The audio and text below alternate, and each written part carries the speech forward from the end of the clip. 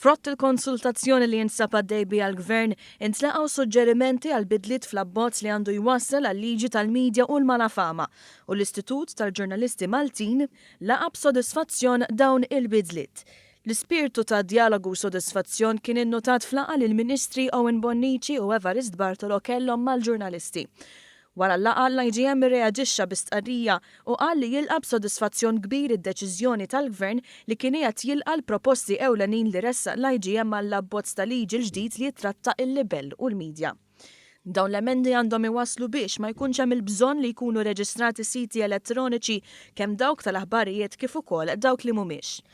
Il-medja tradizzjonali li tkopri pubblikazzjonijiet bħal ġurnali, it-televiżjoni u anki r-radju mhux se jkollhom bżonn jibqgħu jirreġistraw iżda se tkun biss għażla volontarja tagħhom.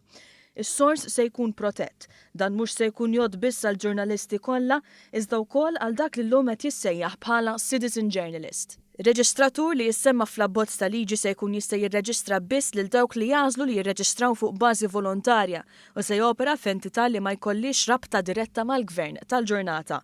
Intant l-IGM irid li jonqsu l-multi li telgħu minn massimu ta' 11,000 euro għal 20,000 euro. Bil-Gvern jindika li se jżomm l-ammonti iżda ta' iktar poter lil qorti biex tarbel is-sitwazzjoni.